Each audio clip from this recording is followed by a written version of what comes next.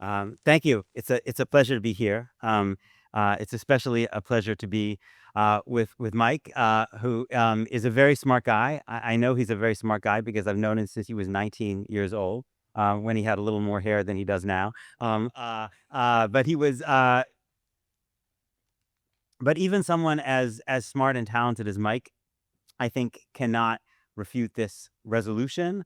Um, And frankly, I think people, in the future will find it perhaps astonishing that we're even debating this question at all, just as we tend to look back and find it astonishing that there were people who defended other systems of pervasive and obvious oppression. The resolution is the oppression of Palestinians in non-democratic Israel has been systematic and profound. I think we can define non-democratic Israel as the parts of Israel where most of the people cannot become citizens and do not have the right to vote and cannot gain citizenship or the right to vote. The largest territory that falls in that category is the West Bank, with about 3 million Palestinians or so. And the first thing to understand about the West Bank um, is that it is entirely under Israeli control. It is entirely under Israeli control. The Israel Defense Forces, Israel's military, can go into any square inch of any part of the West Bank anytime they want and arrest anyone they want.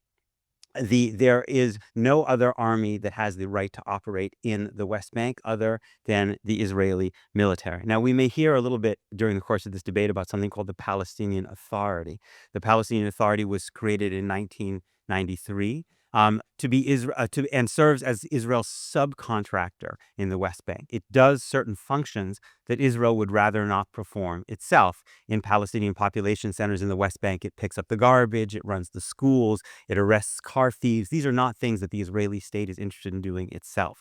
But it's critically important to understand that the Palestinian Authority is not a state, right? That's why people talk about the potential for a Palestinian state rather than suggesting that one exists today. The Palestinian Authority does not have and is not allowed to have an army, and the Palestinian Authority serves under the control of the Israeli state and the Israeli military. The officials of the Palestinian Authority, just like all Palestinians in the West Bank, need Israeli military permission if they want to travel. And sometimes Israel denies that. So in 2023, Israel denied the Palestinian Authority's foreign minister the right to travel outside the West Bank. Does that sound like someone who's the leader of his own state? In fact, there are a whole bunch of people elected to the Palestinian Authority's parliament who sit in Israeli jails. We may hear a little bit in this debate about something called Area A, B, and C of the West Bank. These were the divisions created by the Oslo Agreement in 1993 about the West Bank, and they're administered in somewhat different ways. But the critical thing to understand is that in Area A, B, and C of the West Bank, the Israeli military can go into any square inch of any of those territories it wants and arrest anyone it wants. Areas A and B are Palestinian population centers where Israel subcontracts certain functions to the Palestinian Authority. Area C, which is 60% of the West Bank, which is all the open land in between, and where the Israeli settlements are, Israel offers services directly.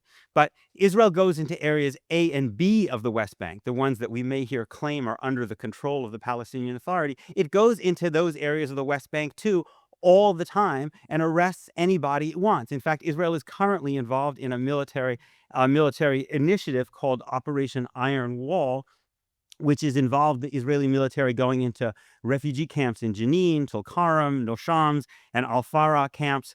The reports, according to the UN, is that those military operations have led to the displacement of 40,000 Palestinians. All of those areas are in areas A and B, the areas of the West Bank that are supposedly not under Israeli control. If they're not under Israeli control, how come the Israeli military has been able to send its military into those areas and expel 40,000 people from their homes?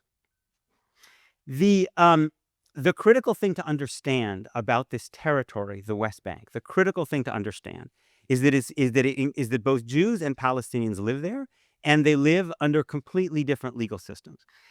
Jewish settlers, Israeli settlers who live in the West Bank, are citizens of the state of Israel. They vote for the government of the state of Israel. They live under the same civil law as all other Israelis, which means they have due process, and they have free movement.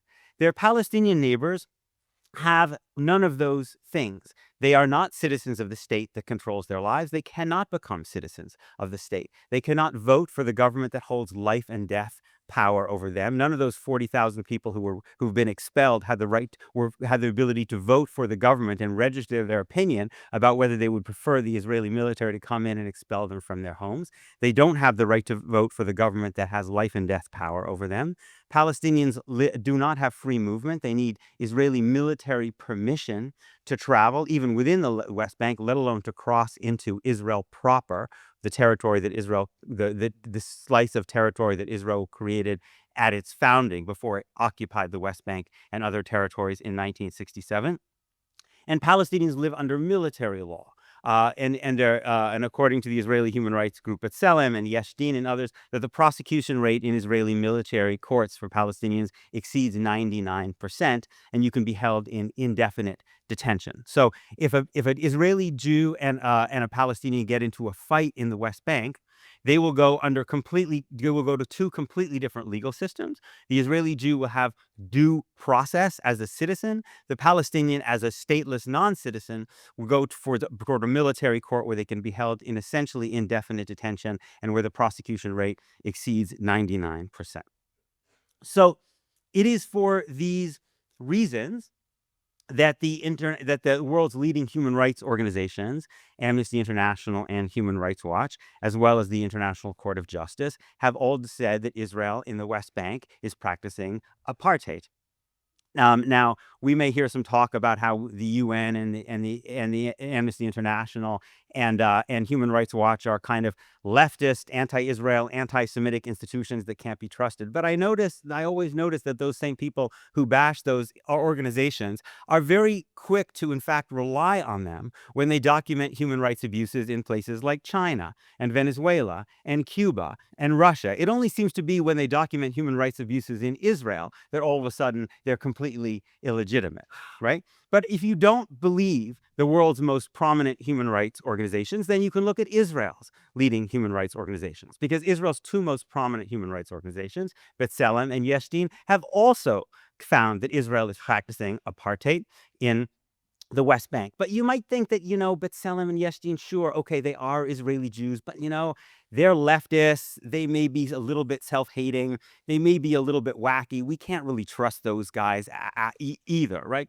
So let me suggest a few other people that you might find a little bit more credible who would affirm the resolution that the oppression of Palestinians in non-democratic Israel, by which I particularly mean the West Bank, is systematic and profound. So there was a guy in 2010 who was talking about the territory of the West Bank. He called it the territory west of the Jordan River. He said, as long as in this territory west of the Jordan River, there is only one political entity called Israel, it is going to be either non-Jewish or non-democratic. If this block of millions of Palestinians, meaning in the West Bank, cannot vote, that will be an apartheid state. That was Ehud Barak, Israel's former prime minister. Then there's another quote I'll offer you. This is a person talking about Palestinian life in the West Bank. This gentleman said, "We are making the lives of millions unbearable, and it kills me." That quote comes from Carmi Gilon, who led the Shin Bet, Israel's domestic security service, the security service that oversees the West Bank. He led the Shin Bet from 1995 to 1996. I guess another self-hating Jew, radical leftist who can't be trusted. Then we have this quote, "We've become a brutal occupation force." That's from Avraham Shalom, who ran the Shin Bet from 1981 to 1986, right? I dare say that Carmi Gilon and Avraham Shalom have spent a lot more time in military prisons in the West Bank, in detention camps, than Michael Rubin or I ever will.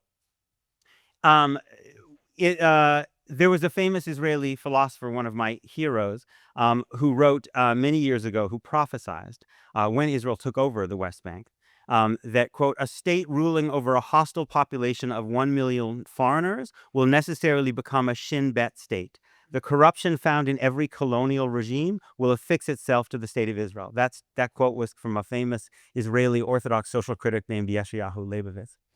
In the film The Gatekeepers, which I would highly recommend you watch if you haven't, which is a documentary of interviews with former heads of the Shin Bet,